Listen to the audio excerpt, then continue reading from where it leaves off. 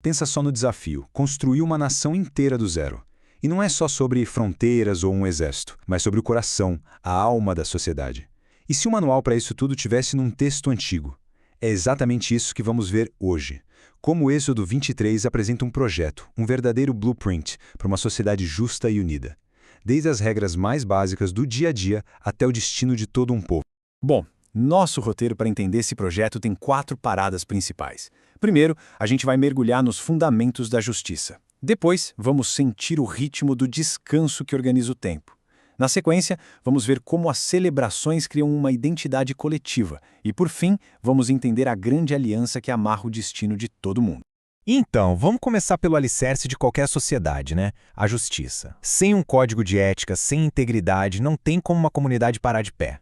Essa é a grande pergunta que o capítulo inteiro tenta responder. As leis que vêm a seguir não são só regras aleatórias jogadas no papel, não. Elas são respostas diretas para essa questão, pensadas para criar um sistema justo, tanto na lei quanto na vida em comunidade.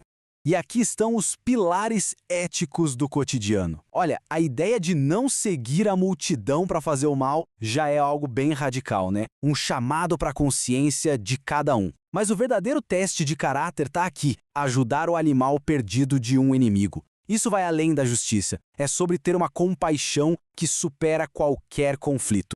Agora, a coisa fica muito interessante. Percebe a sofisticação desse pensamento jurídico? A verdadeira justiça, segundo o texto, é completamente imparcial. Não é para favorecer o pobre por pena, mas também, de jeito nenhum, negar o direito dele por ele ser pobre. O ponto central é: a lei tem que ser cega, aplicada igualmente para todos, sem pender para nenhum lado.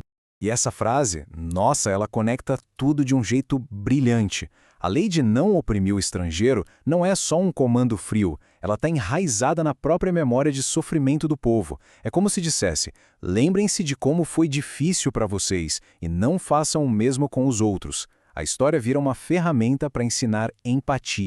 Mas uma sociedade justa não se faz só nos tribunais, ela se faz no ritmo da vida. E é aqui que esse projeto social introduz uma ideia, olha, revolucionária: o descanso como um direito costurado na própria trama do tempo.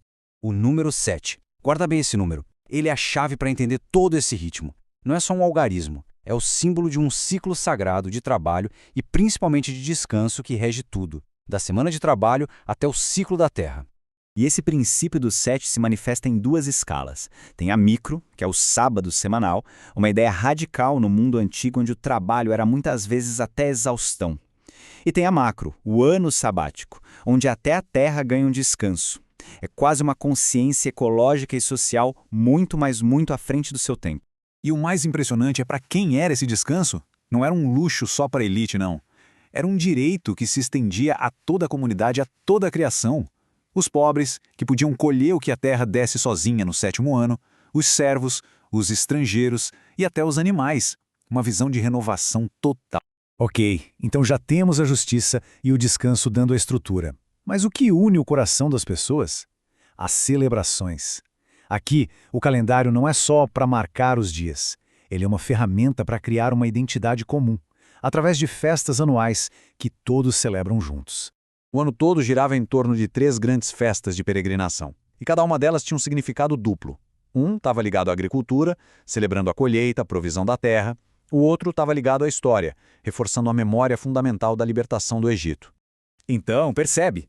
Esses festivais eram muito mais do que simples feriados. Eles eram, na verdade, o motor da identidade nacional. Ao se reunirem, ao celebrarem juntos, o povo tecia e retecia sua própria história, transformando a memória coletiva num propósito compartilhado. E aí, bem no meio das instruções sobre as festas, aparece essa lei, um tanto enigmática. A origem exata dela é muito debatida, sabe? Pode ser uma forma de rejeitar algum ritual pagão ou um princípio de respeito à vida. O fato é que ela se tornou uma das leis alimentares mais distintas do judaísmo, mostrando como práticas culturais bem específicas também ajudam a moldar a identidade de um povo. Bom, a gente já viu as leis do dia a dia, o ritmo de descanso e as festas. Agora, vamos dar um zoom out. Vamos olhar o quadro geral. A relação que define o destino dessa nação, que é baseada numa grande promessa e, claro, nas suas condições.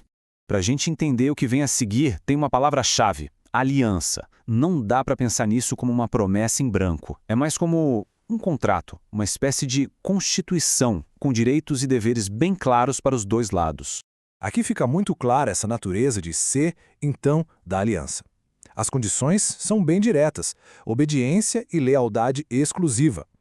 Se essas condições forem cumpridas, aí vêm as promessas: prosperidade, segurança e, finalmente, a posse da terra prometida. A relação é direta, e o que está em jogo é muito alto. E o curioso é que a conquista prometida não é descrita como uma coisa avassaladora da noite para o dia. Pelo contrário, é um processo estratégico, gradual, pouco a pouco. E o texto dá até uma razão bem prática para isso, para evitar que a terra vire um deserto e que os animais selvagens tomem conta. É uma preocupação com o equilíbrio ecológico e demográfico. E para fechar o capítulo, as instruções finais são um aviso bem forte contra a assimilação. A sobrevivência da identidade desse povo, segundo o texto, dependia de se manterem distintos, de não absorverem as práticas e os deuses dos vizinhos. A integridade cultural era vista como algo absolutamente essencial. E assim se encerra esse projeto por uma sociedade. E ele nos deixa com uma pergunta no ar, né?